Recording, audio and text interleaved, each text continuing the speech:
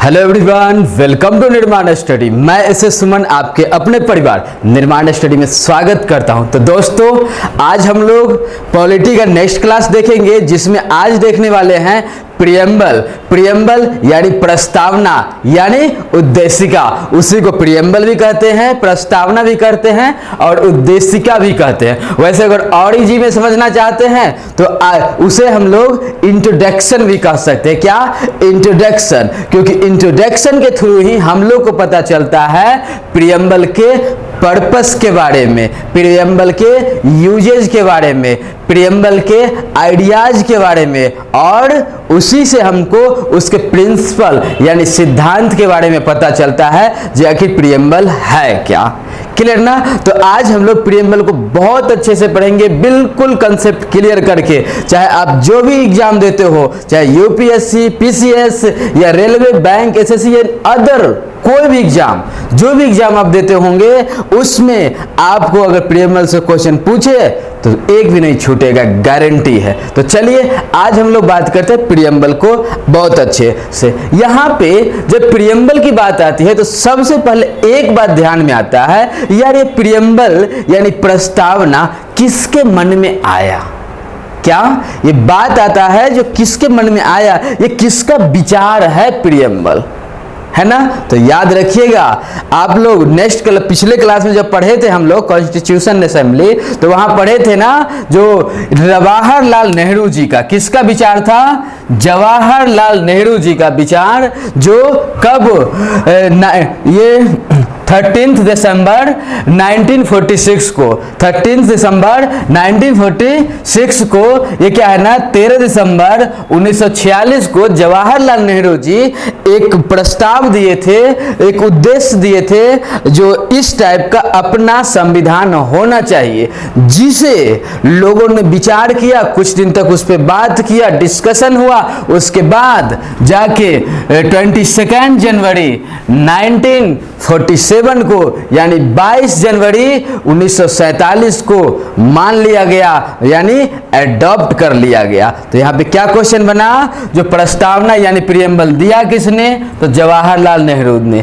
कब दिए, तो 13 दिसंबर 1946 को, और एडॉप्ट कब कर लिया गया, यानी पारित कब कर लिया गया, मान कब लिया गया, तो 22 जनवरी 1947 यानी 22 जनवरी 1947 को। अब यहाँ पे एक क्वेश्चन बनता है, पहले बनता था एक क्वेश्चन, क्या है यहाँ पे पहले केवल एक क्वेश्चन बनता था, यार ये प्रियम्बल किसकी देन है ना। बट आजकल तीन क्वेश्चन बनता है, पहले केवल एक जो प्रियम्बल किसकी देन है, बट आजकल तीन क्वेश्चन बनता है। क्या? पहला तो प्रियम्बल कहां से लिया गया है, दूसरा प्रियम्बल की लैंग्वेज यानी प्रियम्बल की भाषा कहां से ली गई है, और तीसरा लिखित संविधान की अवधारणा कहां की देन है, यानी किसकी देन है। तो देखिए पहला क्या है, प्रियम्बल कहां से लिया गया है, तो याद रखिएगा यूएसए, नंबर 1, बहुत इंपॉर्टेंट क्वेश्चन।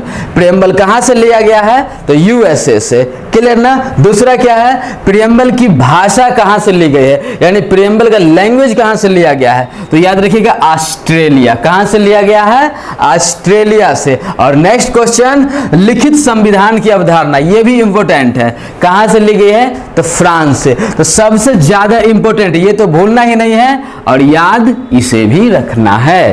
क्लियर? चलिए आगे बात करते हैं हम लोग। जो देखिए ये जो प्रियम्बल है, तो प्रियम्बल में आज तक कभी अमेंडमेंट हुआ है, कोई सुधार वगैरह हुआ है, कोई चेंजिंग वगैरह हुआ है, तो याद रखिएगा केवल एक बार। कितने बार?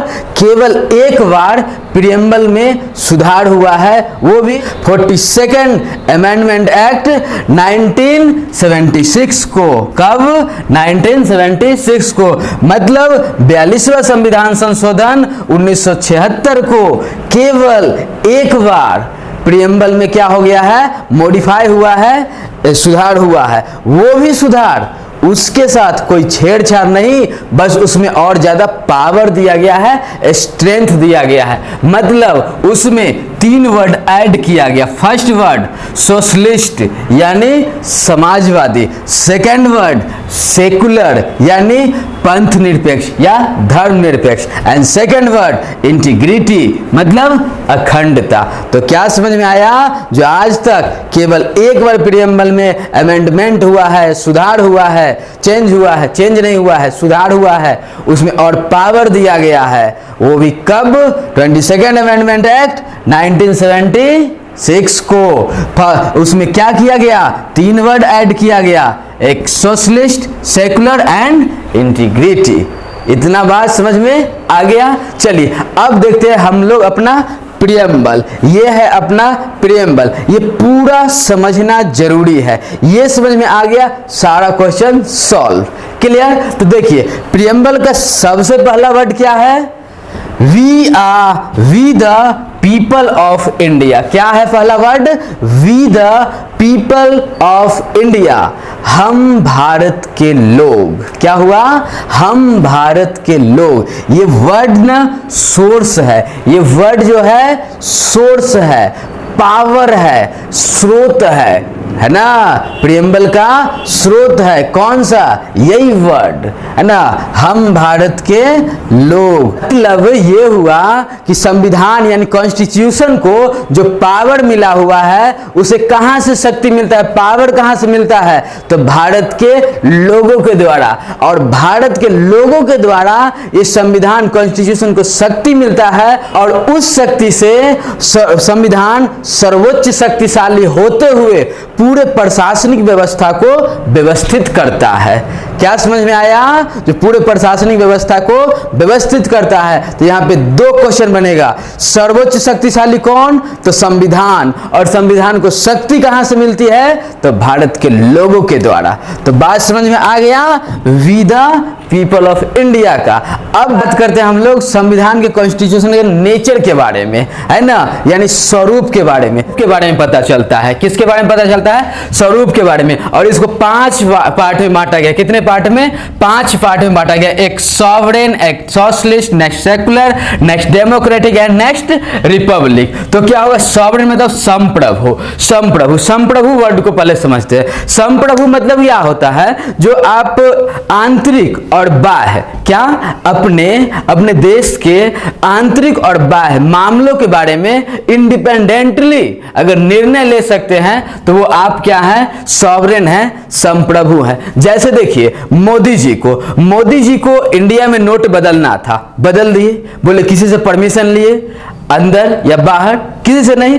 तो क्या हो गया? ये क्या हो गया? संप्रभु, मतलब वो आंतरिक संप्रभुता हो गई उनकी। बट अगर मोदी जी का मूड होता है, सर्जिकल स्ट्राइक कर देते हैं, कभी एयर स्ट्राइक कर दिए, विदेश में अनेकों समिट में भाग लेते रहते, मिलते रहते, जुलते रहते हैं सबसे। बोले किसी से परमिशन लेते हैं, नो परमिशन, है ना। मतलब क्या? उन्हें बाहरी स्वतंत्रता भी है। मतलब आंतरिक और बाहरी दोनों स्वतंत्रता लेने के लिए आप इंडिपेंडेंट हैं, है ना। इंडिपेंडेंट हैं मतलब आप संप्रभु हैं, मतलब क्या है? सॉवरेन है। तो क्या समझ में आया? इंडिया एक इंडिपेंडेंट कंट्री है, इसीलिए क्या है? इसका नेचर क्या है? स्वरूप क्या है? सॉवरेन है। ठीक है, नेक्स्ट वर्ड देखते हैं। सोशलिस्ट मतलब क्या? समाजवादी। समाजवादी मतलब हो गया क्या है ना? लोगों को समानता का अधिकार मिलना। लोगों को क्या? समानता का अधिकार। देखिए क्या है, इस चीज को यूरोप में संघर्ष के थ्रू दिखाया गया था। किसके थ्रू? संघर्ष के थ्रू दिखाया गया था समाजवादी को। बट अपने भारत का जो है समाजवादी मतलब ये सोशलिस्ट, ये गांधी जी और नेहरू जी के विचारों से इंस्पायर है ना। उन लोगों का एक मोटो था, उन लोगों का विचार था कि एक वेलफेयर स्टेट बनाना, अपने इंडिया को एक वेलफेयर स्टेट बनाना। मतलब यहां कोई ऊंच नीच ना हो, मतलब क्या? यहां इनइक्वालिटी समाप्त कर देना, इग्नोरेंस समाप्त कर देना, पॉवर्टी को समाप्त कर देना, इन लोगों का मेन मोटो था। और वो भी समाप्त करना संघर्ष के थ्रू नहीं, आपसी भाईचारा एवं मेल मिलाप के थ्रू, है ना। तो ये किनका विचार था? खासकर समाजवादी का, गांधी जी और नेहरू जी के विचारों से इंस्पायर था। चलिए नेक्स्ट देखते हैं हम लोग सेकुलर यानी पंथ निरपेक्ष। मतलब ये हुआ कि यहाँ कि स्टेट या कंट्री का अपना कोई धर्म नहीं होगा, जो भी होगा धर्म वो यहाँ की जनता का होगा। क्या समझ में आया? जो यहाँ के जनता का होगा, देश या स्टेट या कंट्री का कोई भी अपना धर्म नहीं होगा, जो होगा यहाँ की जनता का होगा। क्यों? क्योंकि क्या है ना, अपने यहाँ देखते होंगे हर एक 100 किलोमीटर पे लोगों का वेशभूषा बदल जाता है, रहन सहन बदल जाता है, भाषा बदल जाता है, खान पान बदल जाता है। अब वो पूरे का एक लैंग्वेज, एक धर्म कैसे हो सकता है? इसलिए अपने इंडिया में कोई देश या स्टेट का कोई धर्म नहीं है, जो भी धर्म है वो यहाँ के लोगों का है। नेक्स्ट देखते हैं हम लोग डेमोक्रेटिक। डेमोक्रेटिक मतलब लोकतंत्रात्मक, और लोकतंत्र मतलब वैसा शासन व्यवस्था जहां जनता शासन के लिए जाना जाता हो। कहां? जहां शासन किसका हो? जनता का हो। जैसे आप लोग को एक स्टेटमेंट याद होगा अब्राहम लिंकन जी का, for the people, by the people, of the people. जनता का, जनता के लिए और जनता के द्वारा किया गया शासन, वही क्या कहलाता है? लोकतंत्र कहलाता है। क्लियर ना? यहां पे देखिएगा लोकतंत्र दो तरह के होते हैं। क्या होता है? लोकतंत्र दो तरह का होता है। एक होता है डायरेक्ट और एक होता है इनडायरेक्ट। डायरेक्ट मतलब प्रत्यक्ष लोकतंत्र, क्या? प्रत्यक्ष लोकतंत्र, और एक होता है अप्रत्यक्ष लोकतंत्र, है ना। एक डायरेक्ट और एक indirect, direct democracy and indirect democracy. Direct democracy वो होता है जहां जनता अपने लिए खुद कानून बनाती है। क्या समझ में आया? डायरेक्ट डेमोक्रेसी वो होता है जहां हर एक जनता अपने लिए कानून बनाती है, तो वो कहते हैं डायरेक्ट डेमोक्रेसी। सब मिलके, पूरे जनता मिलके कानून बनाते हैं, डायरेक्ट डेमोक्रेसी। और एक होता है इनडायरेक्ट डेमोक्रेसी, जहां बहुत सारे जनता का, एक ग्रुप का एक कोई प्रतिनिधि होता है और वो प्रतिनिधि उस सब सारे जनता के लिए कानून बनाता है। तो बताइए, तो अपने यहाँ इंडिया में डायरेक्ट डेमोक्रेसी या इनडायरेक्ट डेमोक्रेसी? तो क्या है? इनडायरेक्ट डेमोक्रेसी, क्योंकि अपने यहाँ लगभग 10 लाख की आबादी पर एक प्रतिनिधि होता है और वो संसद में जाता है और वहां से कानून बन के आता है और ये 10 लाखों के लिए वो काम करता है। जैसे तभी तो देखते होंगे जो अपने संसद भवन में केवल 545 से 552 लोग शोर मचाते रहते हैं, नहीं तो पूरे 125 करोड़ जनता जाके वहां संसद भवन को फाड़ देती और तब जाके शोर मचाती और तब अपने अपने लिए कानून बनाती। कब? डायरेक्ट होता तब। बट अपने यहाँ क्या है? इनडायरेक्ट डेमोक्रेसी है, इसीलिए तो केवल 545 से 552 लोग प्रतिनिधि जाते हैं और सारे के लिए कानून बनाते। उम्मीद है बात समझ में आ गया होगा। नेक्स्ट चलते हम बात करते हैं रिपब्लिक का मतलब होता है गणतंत्र। गणतंत्र उसे कहते हैं जहां का प्रशासन वंशानुगत न हो। क्या? वैसी शासन व्यवस्था जहां के प्रशासन जो हो वो वंशानुगत न हो। मतलब head of the state elected, not nominated by heredity. क्या समझ में आया? जो हेड होगा स्टेट का, जो प्रशासक होगा वो इलेक्टेड किया गया हो, वो निर्वाचित किया गया हो, न कि वंशानुगत हो। जैसे आप लोग सुपर 30 मूवी देखे होंगे, राजा का बेटा ही राजा बनेगा, बट ऐसा नहीं, उसका जस्ट अपोजिट होता है क्या? रिपब्लिक। मतलब क्या? जो हेड होगा प्रशासन का वो इलेक्टेड होगा, न कि वंशानुगत यानी हेरिडिटी। ये अपने यहाँ, अपने इंडिया में हेड दो है। क्या है? एक है रियल और एक है नॉमिनल। रियल हेड, अपने यहाँ रियल मतलब वास्तविक प्रधान, शासन के वास्तविक प्रधान होते हैं कौन? पीएम, प्रधानमंत्री। और जो नॉमिनेटेड नाम मात्र के होते हैं प्रधान शासन व्यवस्था के, वो होते हैं प्रेसिडेंट। तो क्या समझ में आया? जो रिपब्लिक का मतलब होता है वैसी शासन व्यवस्था जहां का प्रमुख जो हो वो क्या हो? इलेक्टेड हो। और अपने यहाँ इंडिया में दो हैं, एक है रियल और नॉमिनल, है ना। जो एक प्रमुख है और एक नाम मात्र के हैं। तो बात समझ में आ गया। चलिए अब हम लोग बात करते हैं उद्देश्य मतलब ऑब्जेक्टिव्स के बारे में। क्लियर ना? ऑब्जेक्टिव्स देखिए क्या है, इसका उद्देश्य क्या है, प्रस्तावना का उद्देश्य क्या है। तो इसका भी 5 उद्देश्य। पहला जस्टिस मतलब न्याय, नेक्स्ट लिबर्टी मतलब स्वतंत्रता, इक्वलिटी मतलब समानता समता, एंड फ्रेटर्निटी मतलब बंधुता भाईचारा, एंड इंटीग्रिटी मतलब अखंडता। क्लियर ना? तो सबसे पहले हम लोग समझते हैं जस्टिस यानी न्याय। न्याय मतलब क्या है? किसी भी व्यक्ति के साथ न्याय हो, आर्थिक रूप से, ये सामाजिक रूप से और ये राजनीतिक रूप से, हर एक तरह से मतलब व्यक्ति के साथ न्याय हो। चाहे राजनीतिक क्षेत्र में पिछड़े वर्ग को भी शामिल करना, या आर्थिक क्षेत्र में जो भी व्यक्ति पिछड़ा हुआ है उसको थोड़ा वो सपोर्ट करके आगे लाना, आगे बढ़ाना पिछड़े तबके के लोग को। तो ये क्या बात किया गया है जस्टिस में। लिबर्टी मतलब स्वतंत्रता, सब स्वतंत्र है। मतलब यह हुआ कि व्यक्ति को इस प्रकार की स्वतंत्रता दी जाए, इस प्रकार की स्वतंत्रता दी जाए इंडिया में कि वो खुद का विकास करे ही साथ ऐसे वो अपने साथ साथ देश का भी विकास करे। और इसके बारे में और आगे बहुत अच्छा से पढ़ेंगे, नेक्स्ट वीडियो जो आएगा उसमें, है ना। तो क्या है यहाँ पे, व्यक्ति की स्वतंत्रता के साथ साथ क्या है ना, खुद का विकास करे और साथ ही साथ देश का भी, समाज का भी विकास हो।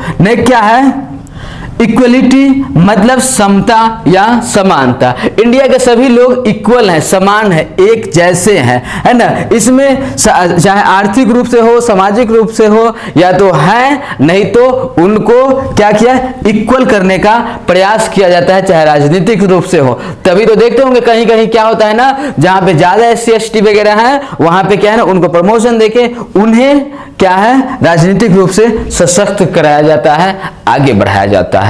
क्लियर ना? नेक्स्ट बात करते हैं, फ्रेटर्निटी मतलब होता है बंधुता। बंधुता मतलब सारे भारतीयों को, इंडियन को अपने आप में क्या है ना, भाईचारा हो, भातृत्व के गुण हो, मतलब सौहार्द हो, सभी मिलजुल के रहते हो। तभी तो देखते होंगे वैसे सब कहते हैं हम हिंदू हैं, हम मुस्लिम हैं, ये है वो है, दिस दैट, सब परेशान रहता है। बट जब भारत की बात आती है तो क्या होता है ना, सब एक हो जाते हैं, सब भाई भाई हो जाते हैं, सब एक साथ होके तब इंडिया को बचाने का प्रयास करते हैं। नेक्स्ट क्या है, इंटीग्रिटी यानी अखंडता। जैसे भारत विविधता में एकता वाला देश है। क्या है, भारत विविधता में एकता वाला देश है। जैसे देखिए तो अनेकों प्रकार से भारत भिन्न भिन्न है। मतलब ये देखिए आप भाषा के आधार पे देख लीजिए, विभाजन के आधार पे देख लीजिए, धर्म के आधार पे देख लीजिए, मतलब अनेकों तरह के, अनेकों प्रकार के लोग हैं, फिर भी लोग क्या है, एक हैं। फिर भी लोगों में क्या है, एकता है। और यही भारत की क्या है, विशेषता है। अखंडता ही भारत की विशेषता है। और इस अखंडता को बनाए रखना, इस एकता को और बढ़ाते रहना ही उद्देश्य की क्या है, विशेषता है। प्रस्तावना की क्या है, उद्देश्य है। क्या है प्रस्तावना का, अपने प्रियम्बल का उद्देश्य है जो इस विभाजन वाले देश को भी अखंड बनाए रखना, सब में एकता, भाईचारा और समानता और सबके साथ न्याय की व्यवस्था रखना, यही प्रियम्बल का उद्देश्य है। क्लियर ना?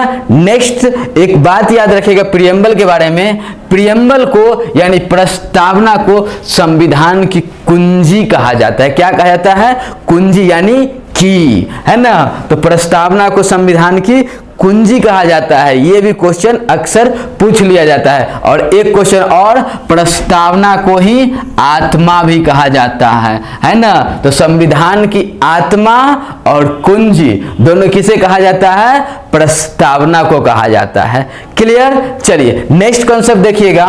अब यहाँ पे 2 क्वेश्चन आता है कि क्या प्रियम्बल संविधान का पार्ट है, और दूसरा क्या प्रियम्बल में संशोधन किया जा सकता है। क्या पहला क्या आया, क्या प्रियम्बल संविधान का पार्ट है, और दूसरा क्या है, क्या प्रियम्बल में संशोधन किया जा सकता है। क्योंकि आप लोग को पता होगा आर्टिकल 368 के तहत संविधान के पार्ट को क्या है, चेंज किया जाता है। यही ना, जो आर्टिकल 368 के तरह संविधान में संशोधन किया जाता है। अब एक केस आया था संविधान के पास, बेरुबाड़ी यूनियन, है ना, बेरुबाड़ी यूनियन 1960 में आया, बेरुबाड़ी यूनियन 1960 में आया। इसमें संविधान ने कहा जो प्रियम्बल जो है ये आपके संविधान का पार्ट ही नहीं है। कब कहा, बेरुबाड़ी यूनियन में, है ना, बेरुबाड़ी यूनियन में कहा जो संविधान का पार्ट ही नहीं है, क्या, प्रियम्बल, इसलिए इसमें कोई संशोधन नहीं किया जा सकता। ठीक है। उसके कुछ दिन बाद यानी 1973 को, कब याद रखिएगा, 1973 केशवानंद भारती वर्सेज केरला, केशवानंद भारती वर्सेज केरला का केस आया। कब आया, 1973 को। उसमें क्या है ना, केशवानंद भारती केस में कहा गया कि जैसे संविधान के और पार्ट को एडॉप्ट किया गया है, कहीं से लिया गया है, वैसे ही प्रियम्बल को भी कहीं से एडॉप्ट किया गया है, लिया गया है। जब बाकी पार्ट में संशोधन हो सकता है तो इसमें क्यों नहीं होगा? तब जाके संविधान यानी सर्वोच्च न्यायालय को अपने गलती का एहसास हुआ और वो मानने के लिए तैयार हो गए कि हाँ, प्रियम्बल भी संविधान का ही पार्ट है। क्योंकि यहाँ तो 1960 वाले में तो सीधा कह दिए प्रियम्बल संविधान का पार्ट नहीं है, इसमें कोई चेंजिंग नहीं होगा। बट यहाँ केशवानंद भारती केस में जो आया वो बोले कि देखिए हाँ, प्रियम्बल भी संविधान का पार्ट है, बट इसमें कोई भी परिवर्तन तो हो सकता है, बट इसका जो बेसिक फीचर है, मूल ढांचे में किसी भी तरह का कोई छेड़छाड़ नहीं किया जाना चाहिए। क्या समझ में आया? इसमें किसी भी तरह का कोई, वैसे संविधान का पार्ट तो संशोधन तो कर सकते हैं, बट इसका मेन जो फीचर है ना, बेसिक फीचर जो है, मूल ढांचा जो है, उसके साथ कोई छेड़छाड़ नहीं। लेकिन कुछ ही दिन बाद, है ना, 42वां संविधान संशोधन जो हुआ था, ये क्या कहता है 1976 में, उसमें मूल ढांचा के साथ छेड़छाड़ तो नहीं हुआ, बट उसमें 3 वर्ड ऐड किए गए थे, है ना, क्या 3 वर्ड ऐड किए गए थे। तो वो 3 वर्ड ऐड करके उसके बेसिक फीचर के साथ रियल में कोई छेड़छाड़ नहीं हुआ और उस बेसिक फीचर में स्ट्रेंथ दिया गया, मजबूती दिया गया और प्रियम्बल को मजबूत बनाया गया, सशक्त बनाया गया। तो उम्मीद है आप लोग को पूरा प्रियम्बल समझ में आ गया हो। भी एग्जाम की आप तैयारी करते हैं, सारे का ऑब्जेक्टिव बनाइए, सारा बनेगा, एक भी क्वेश्चन नहीं छूटेगा। और प्लीज वीडियो अच्छा लगे तो अपना जितना दोस्त है उन सारे दोस्तों को शेयर कीजिए, लाइक कीजिए, सब्सक्राइब कीजिए। Thanks for watching this video.